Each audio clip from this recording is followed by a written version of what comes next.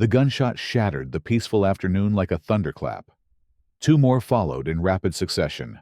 Bang, bang, each one tearing through the suburban quiet with violent precision. Maya Williams felt her heart stop, her hand frozen in midair as she reached for her 5-year-old daughter. Zoe. Time crystallized into a horrifying tableau, her husband Marcus dropping to his knees. Their son, Jamal's scream piercing the air, and their beloved chocolate Labrador, Apollo, collapsing onto their front lawn, blood blossoming across his brown fur. No stop. He's friendly. Marcus's desperate words came too late. The police officer's weapon was already smoking in the golden afternoon sunlight. Zoe's small body trembled against Maya's leg, her cries rising in pitch as realization dawned on her young mind. 12-year-old Jamal lunged forward, but Maya caught him by the shoulder, afraid the officers might mistake his grief-stricken movement for aggression. "Stay back!" the officer shouted, weapon still raised, his partner radioing for backup as though they were in the middle of a dangerous standoff rather than standing over the dying body of a family pet. From across the street, behind the officers' backs, Maya caught sight of Patricia Holloway, Karen, as the neighborhood kids called her, watching with thin lips pressed together, phone clutched in her manicured hand. Their eyes met, and in that moment, Maya understood with crystal clarity this was no accident.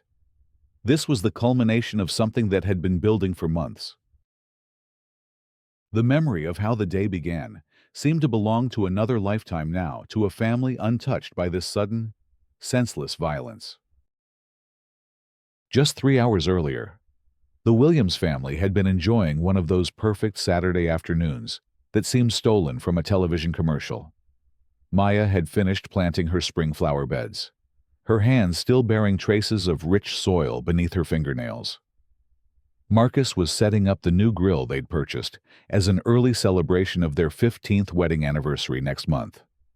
Jamal practiced basketball dribbles on the driveway, the rhythmic thumping of the ball against concrete, forming a steady backbeat to their domestic tranquility. Apollo, their 3-year-old chocolate lab, bounded around the yard with Zoe, who giggled uncontrollably every time the dog gently took the edge of her pink tutu between his teeth and tugged playfully. The tutu was now her everyday uniform, paired incongruously with light-up sneakers and a superhero t-shirt. "Remember not to get too excited, Apollo," Maya had reminded the dog as she watered her newly planted marigolds. Apollo wasn't just a pet. He was Jamal's therapy dog, carefully trained to help the boy navigate his anxiety disorder. The dog's calm demeanor and intuitive sense of when Jamal needed comfort had transformed their son's life over the past 2 years, bringing him out of his shell and giving him confidence they'd feared might never develop. "Mom, can I take Apollo around the block?" Jamal had asked, basketball tucked under his arm, dark eyes hopeful beneath the brim of his cap. "I'll keep him on the leash the whole time." Maya had hesitated, glancing at their neighbor's house across the street. The Holloways had moved in just 8 months ago, quickly establishing themselves as the self-appointed guardians of neighborhood propriety. Patricia Holloway, with her perpetually pursed lips and constantly recording phone camera, had already called the Homeowners Association on the Williams family 3 times once for Marcus's car being parked on the street overnight when their garage door malfunctioned. Once for Maya's excessive garden gnome collection, all 4 of them. And most recently, about Apollo. "He's clearly a pit bull mix," Patricia had insisted at the last community meeting. Despite the documentation Maya had provided, showing Apollo's purebred Labrador lineage. "Those dogs are killers, and the HOA bylaws clearly state no dangerous breeds." "Stay in the yard today, honey," Maya had told Jamal, noting with relief that the Holloway's sleek black Tesla wasn't in their driveway. "Let's not push our luck with the neighbors." Marcus had looked up from his assembly of the grill, wiping sweat from his brow. We can't keep living like this. Maya, this is our home. We pay our mortgage just like everyone else on this street. I know. She had sighed. The weight of the constant vigilance required to exist as a black family in this predominantly white neighborhood settling on her shoulders like a familiar, unwelcome cloak. I'm just trying to keep the peace. The peace she had so carefully tried to maintain now lay bleeding on their front lawn. He was attacking. Did you see how it charged at us? The younger officer was shouting, his face flushed, gun still drawn. His name tag read, Officer Garrity. He couldn't be more than 25, Maya thought distantly, her mind grasping at irrelevant details as shock settled in. He wasn't attacking, Marcus said, his voice dangerously calm now as he knelt beside Apollo, hands pressing against the wounds. He was wagging his tail. He's a therapy dog. The older officer, whose tag identified him as Reynolds, holstered his weapon. Sir, we received a 911 call about an aggressive pit bull threatening children. We responded according to protocol. He's a Labrador retriever, Maya said, her voice sounding strange and distant to her own ears. She pulled Zoe's face against her hip, trying to shield her daughter from the sight of Apollo's labored breathing. He's registered as Jamal's therapy dog. His papers are inside. Mom, Jamal whispered, his thin shoulders shaking as tears streamed down his face. Is Apollo going to die? Before Maya could answer, Patricia Holloway's voice cut through the tension. She had crossed the street and now stood at the edge of their property, phone still held at eye level. Recording. I told you all that dog was dangerous, she announced loudly, as though narrating for her video. Charging at police officers. This is exactly why we have rules about aggressive breeds in this community. Marcus's head snapped up. You called them? You know Apollo. You've seen him playing with our kids 100 times. I know a pit bull when I see one, Patricia sniffed, adjusting her designer sunglasses. And I have a responsibility to keep this neighborhood safe. Get off our property, Maya said, surprising herself with the steely command in her voice. Now. This is a crime scene, Patricia countered, continuing to film. I'm gathering evidence. Ma'am. Officer Reynolds finally intervened. Please step back to the sidewalk. A crowd was gathering now, neighbors drawn by the gunshots and commotion. Maya recognized the Johnsons from next door, the elderly Mr. Patel from across the street, and several others, their faces displaying varying degrees of horror and confusion. We need to get him to a vet, Marcus pleaded, Apollo's blood now covering his hands. Please, he's still breathing. Officer Reynolds nodded after a moment's hesitation. Get your car. We'll escort you. Officer Garrity looked shocked. Sir, we need to file a report first. The report can wait. Reynolds cut him off, then turned back to Marcus. Quickly! The next 20 minutes passed in a blur of activity. Marcus gently wrapped Apollo in a clean blanket from the house, lifting the 90-pound dog with strength born of desperation. Maya instructed the Johnsons, who had immediately offered their help, to watch Zoe and Jamal. She couldn't bear to separate her children from their pet in what might be his final moments. But she couldn't subject them to watching him die either. I want to come, Jamal insisted, his thin face streaked with tears, body beginning to rock in the self-soothing motion that had been much less frequent since Apollo had come into their lives. I need you to be strong for Zoe, Maya told him, crouching to meet his eyes. "We'll call as soon as we know anything." As Marcus carefully placed Apollo in the back seat of their SUV, Maya glimpsed Patricia, still standing at the edge of their property. Phone raised. Several neighbors had deliberately positioned themselves to block her view, forming a protective barrier between her and the Williams family. The ride to the emergency veterinary clinic was tense and silent, broken only by Apollo's labored breathing and the occasional whimper. The police cruiser followed close behind, lights flashing to clear traffic. Maya sat in the back, Apollo's head cradled in her lap, blood seeping through the blanket onto her gardening jeans. "Stay with us, buddy," she whispered, stroking his soft ears. "Jamal needs you." Dr. Elena Vasquez, the emergency veterinarian, was waiting when they arrived, having been called ahead by Officer Reynolds. Her face remained professionally neutral as she assessed Apollo's injuries, but her gentle hands and quiet efficiency told Maya she understood the gravity of the situation, not just medically, but emotionally and ethically. "2 bullets entered his shoulder and side," she explained after the initial examination.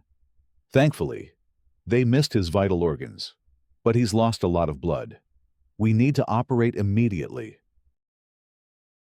Maya felt a rush of desperate hope.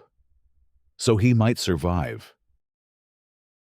"I can't make promises," Dr. Vasquez said, her dark eyes compassionate but honest. "But we're going to do everything we can. He's young and strong." As Apollo was wheeled into surgery, Officer Reynolds approached them in the waiting room. His partner remained in the cruiser outside. Maya noticed. "I need to take your statement," he said, but his eyes conveyed something more complex than simple procedural necessity. "And I want to see the dog's registration papers." Marcus produced Apollo's documentation from his phone vaccination records, AKC registration confirming his purebred Labrador status, and, most importantly, his certification as a therapy dog for Jamal. The officer reviewed them carefully, his expression darkening. The caller specifically reported a pit bull without a leash threatening children. He said quietly, "Said it was lunging at people passing by."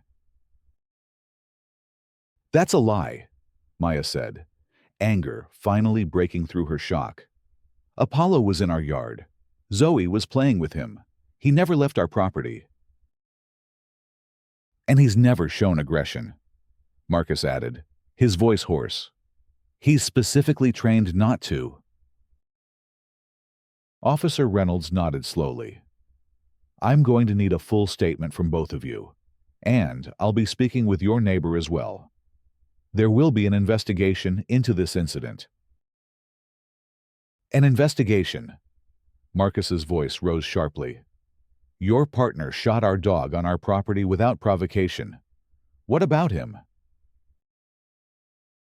"There will be a full internal review," Reynolds assured them, though something in his tone suggested he'd seen such reviews before and knew their typical outcomes. "And I'm truly sorry about your dog." As the officer left, Maya's phone buzzed with an incoming call from Mrs. Johnson. Jamal was having a severe anxiety attack, she reported, and they couldn't calm him down.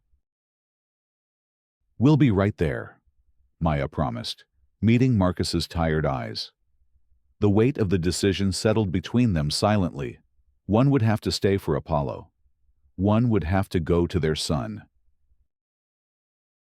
"I'll go," Marcus said finally. "You stay with Apollo. Jamal. He needs to know someone is with his dog." When Marcus returned to their neighborhood, the scene had transformed. News vans had arrived, their satellite dishes extending skyward like curious periscopes. A small crowd had gathered on the sidewalk in front of their home, many holding hastily made signs, "Justice for Apollo." "Black lives and black pets matter." "End police violence." Marcus recognized faces from throughout their community, not just their immediate neighbors, but people from blocks away who had heard what happened. Mr. Patel, their 80-year-old neighbor who rarely left his house, stood stoically holding a sign that simply read, "Shame." Inside the Johnsons' home, Jamal had finally exhausted himself into a fitful sleep on their couch. Zoe curled protectively beside him. Mrs. Johnson, a retired school nurse, had managed to talk him through breathing exercises until the worst of his panic subsided. "Those people had no right," Mr. Johnson said quietly as he handed Marcus a cup of coffee. "No right at all." "Have you seen the video?" Mrs. Johnson asked, her kind face troubled. "Video." She handed him her tablet.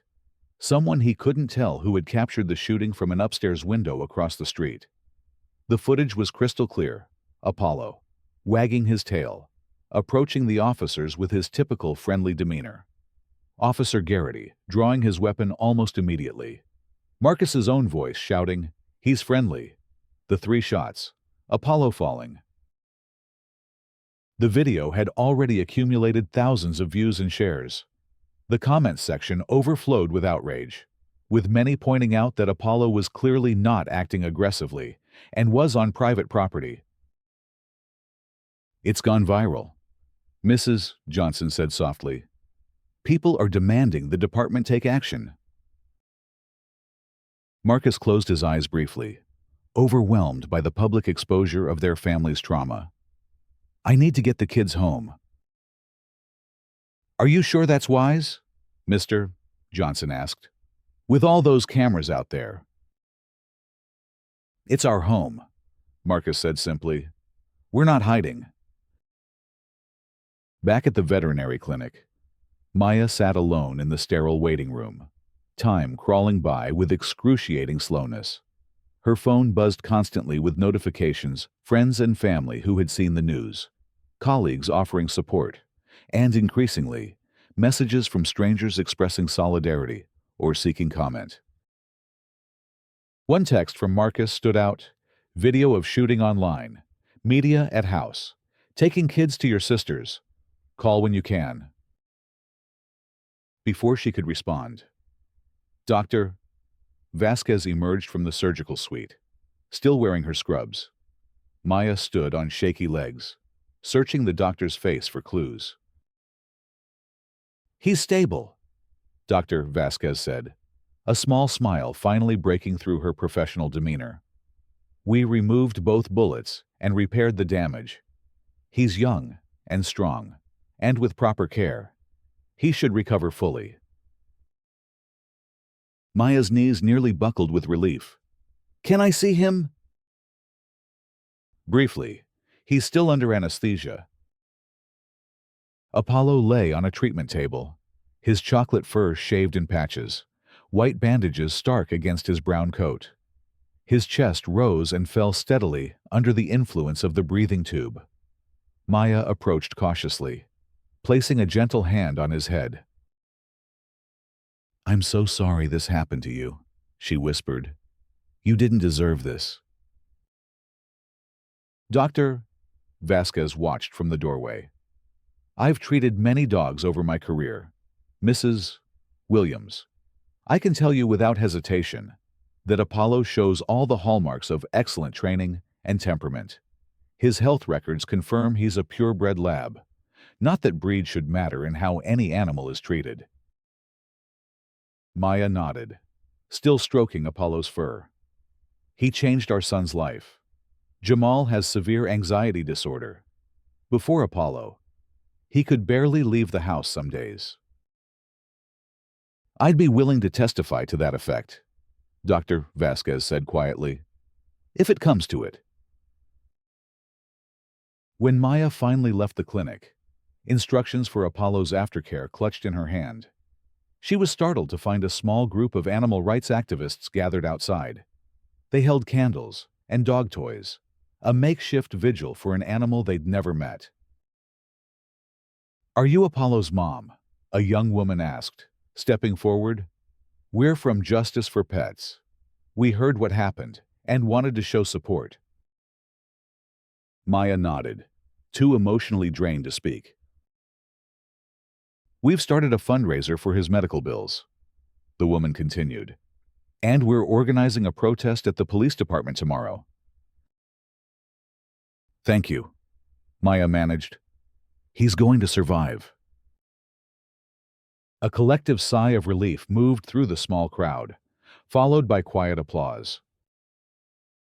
By the time Maya arrived at her sister Tanya's apartment, the story had exploded across social media and local news. Clips of the shooting played on a continuous loop, alongside images of Patricia Holloway being interviewed, claiming she'd acted out of concern for community safety. That woman! Tanya fumed, muting the television as Maya entered. She actually had the nerve to go on camera and defend what she did. Jamal and Zoe had finally fallen asleep in Tanya's guest room, emotionally exhausted. Marcus sat at the kitchen table, his expression haunted as he scrolled through his phone. Apollo's going to be okay, Maya told him, collapsing into the chair beside him.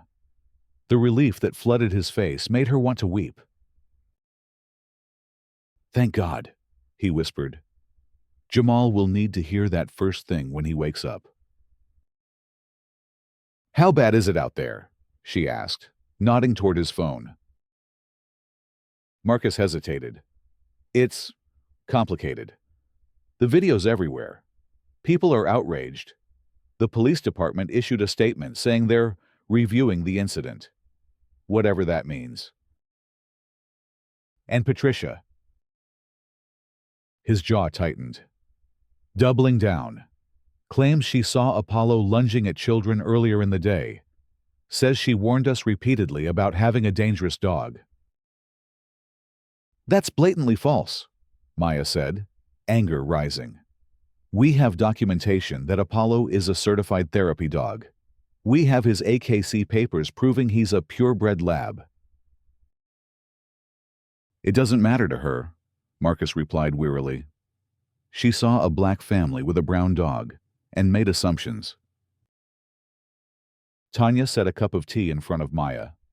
You need a lawyer, now, before this gets twisted any further. The following morning brought no respite. More news vans had gathered outside their home. Social media buzzed with hashtags like Josh Justice for Apollo and HOA Karen called the cops. The police department announced that Officer Garrity had been placed on administrative leave, pending investigation, a move that satisfied neither side of the rapidly polarizing public response. By mid-morning, Maya and Marcus sat in the office of Evelyn Richards, a civil rights attorney recommended by one of Marcus's colleagues. Her office walls displayed framed newspaper articles about successful cases against police departments and corporate entities. You have a strong case, Richards said after reviewing their documentation and watching the video. The dog was on your property. He showed no aggression. The officer escalated immediately to deadly force. And most importantly, the 911 call was demonstrably false. What about Patricia Holloway? Maya asked. Can she be charged with filing a false report? Potentially, Richards nodded. At minimum, she could face civil liability for her role in this incident. But you should be prepared cases like these can become very public and very ugly. It's already public, Marcus pointed out. We didn't ask for this spotlight, but if it helps prevent something like this from happening to another family, we're willing to proceed. As they left the attorney's office, Maya's phone rang. It was Dr. Vasquez. I thought you'd want to know, the veterinarian said. Apollo's awake and responding well. His prognosis is excellent. When can we bring him home? Maya asked, tears of relief threatening. I'd like to keep him for another day for observation, but barring complications, tomorrow afternoon. The news of Apollo's recovery spread almost as quickly as the original incident. The fundraiser for his medical bills had already exceeded its goal 3 times over, with the excess designated for a new nonprofit supporting therapy dog training for families in need. When they returned to Tanya's apartment to tell the children, Jamal's transformation was immediate and profound. The tight coil of anxiety that had wound around him since the shooting loosened visibly. "Can I visit him?" he asked, the first full sentence he'd spoken since the incident. "Tomorrow," Maya promised. "And then he's coming home with us." That afternoon, as community organizers prepared for a rally outside police headquarters, Maya received an unexpected call from Officer Reynolds. "Mrs. Williams, I wanted to let you know personally that we've obtained Ms. Holloway's phone records," he said without preamble. "She made 3 calls to non-emergency police lines about your dog in the past month. Each time, the responding officers found no evidence of any issue." Maya's hand tightened around her phone. She was building a paper trail. "It appears so," Reynolds agreed. "And there's more. We've obtained her text messages through a warrant.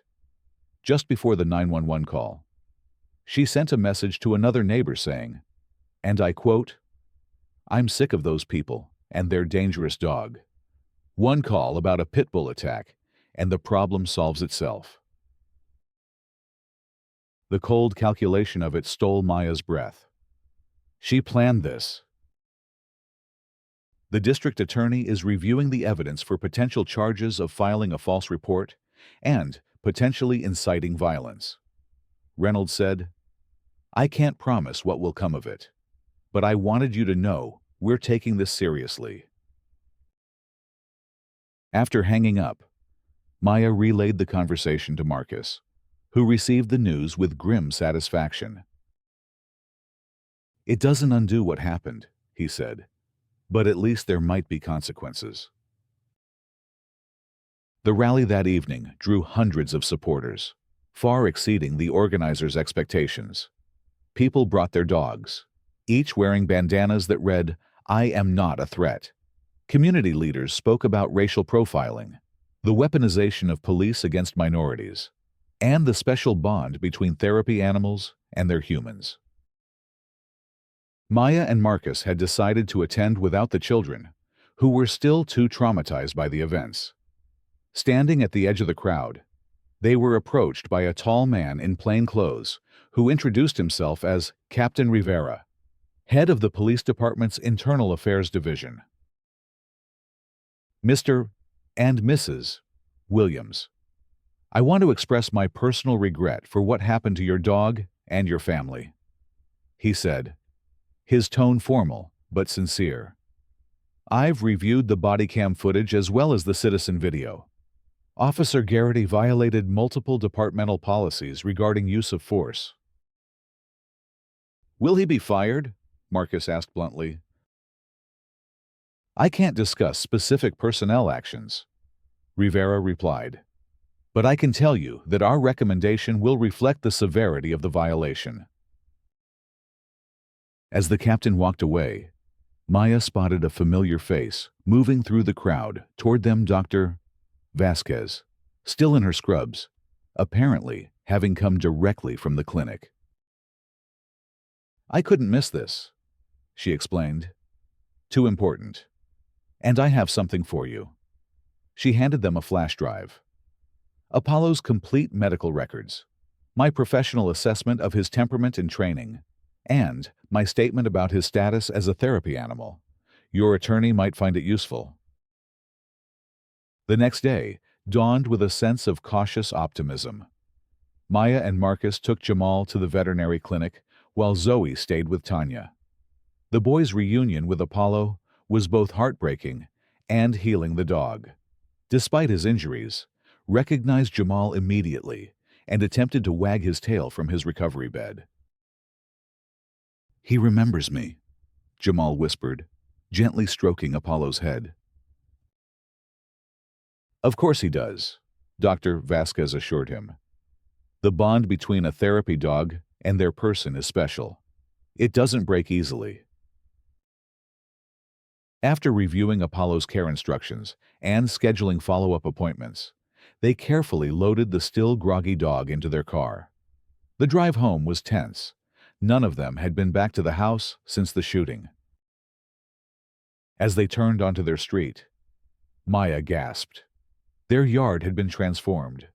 Neighbors had planted dozens of new flowers around the perimeter. A professionally painted sign stood near the driveway, Apollo's home protected by community. And most surprisingly, a wooden bench had been installed under the oak tree, bearing a small plaque, "In honor of Apollo, whose gentleness teaches us all." Several neighbors stood waiting, applauding as Marcus carefully carried Apollo from the car. Mrs. Johnson stepped forward with a basket of freshly baked dog treats for when he's feeling better. Mr. Patel presented Jamal with a hand-carved wooden figure of a Labrador. Others brought meals for the family, gift cards for pet supplies, and offers of help during Apollo's recovery. Conspicuously absent was Patricia Holloway. Her house across the street stood silent, blinds drawn. "She's gone," Mrs. Johnson informed them quietly. "Packed up yesterday and left. Rumor has it, she's staying with her sister in Connecticut until this all blows over," as she put it. Inside their home, they settled Apollo on his bed in the living room, where he could be part of family activities without needing to move much. Jamal sat beside him, reading aloud from his favorite book as the dog drifted in and out of medicated sleep. Maya's phone buzzed with a text from their attorney. "DA filing charges against Holloway tomorrow. False report. Reckless endangerment. Press conference at 2 p.m. We'll call with details." She showed the message to Marcus, who nodded with satisfaction. "It's a start." "Do you think we'll ever feel safe here again?" she asked quietly, looking out at their transformed yard. Marcus followed her gaze, taking in the neighbors still gathered outside, the supportive signs, the unexpected bench that now stood as a monument to community solidarity. "I think," he said slowly, "that we've seen the worst and the best of this place in the span of 3 days. The question is, which one we choose to define it." The district attorney's press conference the next day was brief, but impactful.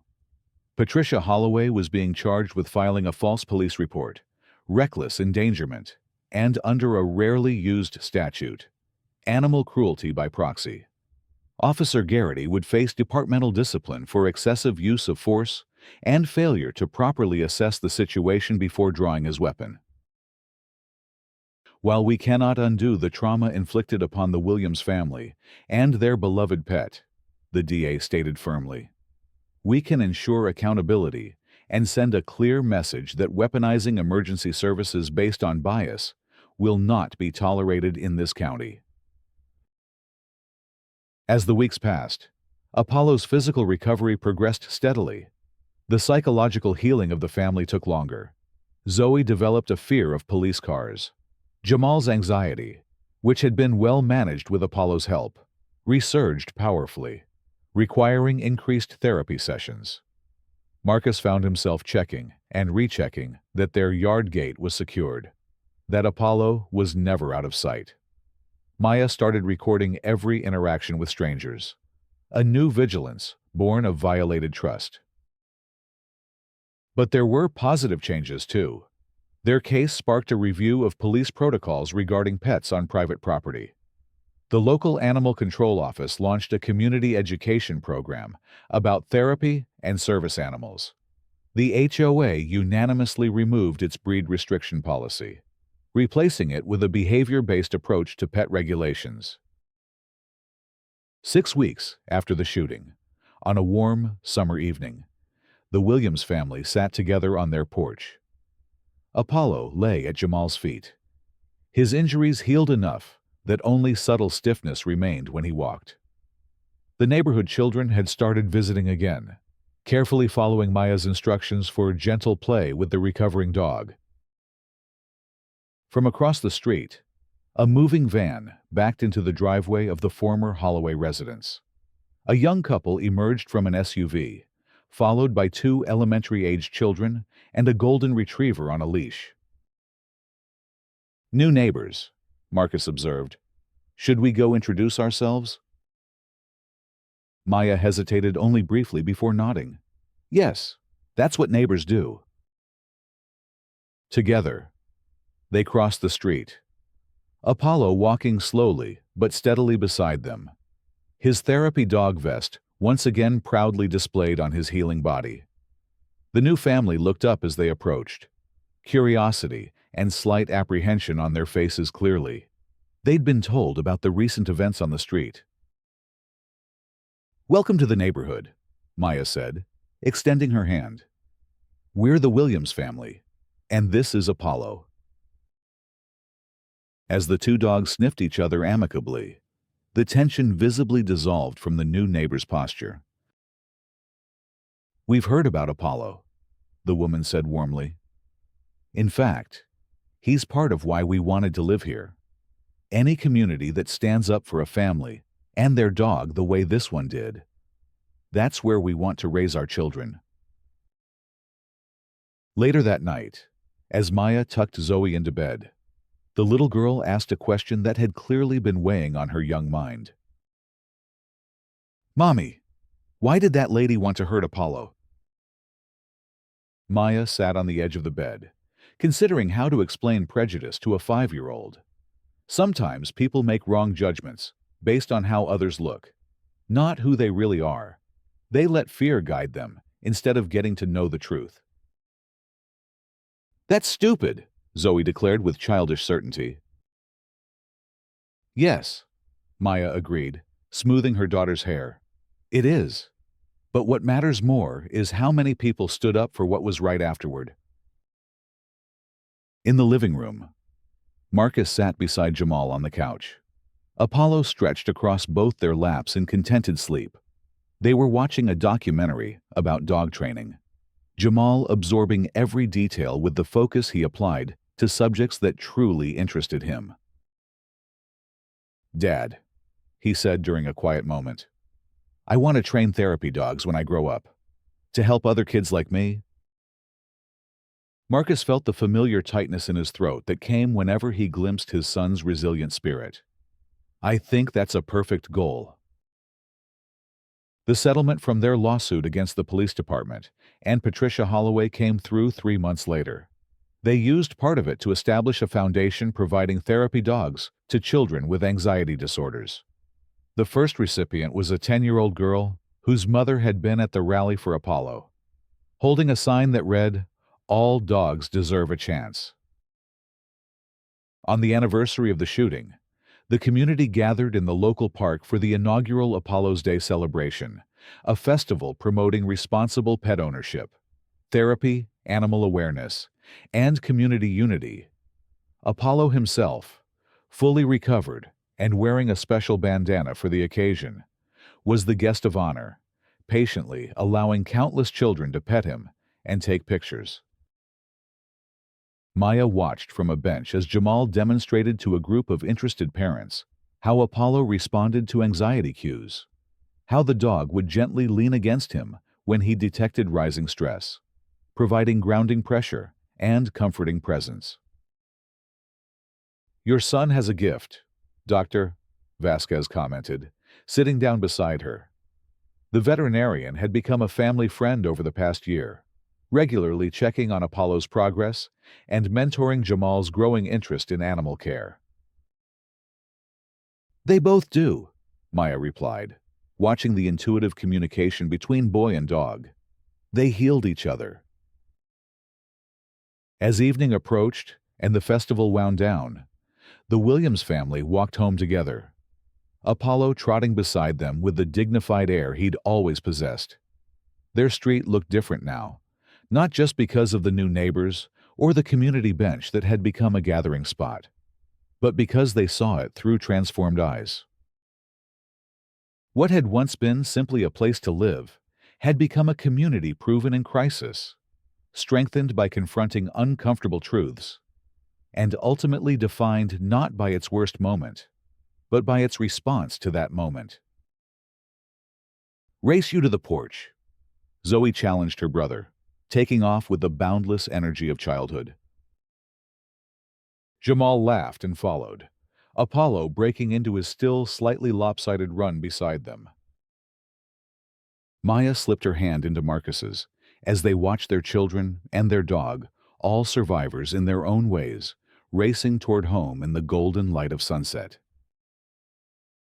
"We made it," she said simply. Marcus squeezed her hand, understanding all that those 3 words contained: the trauma they'd endured, the justice they'd fought for, the healing they'd achieved, and the community they'd helped transform.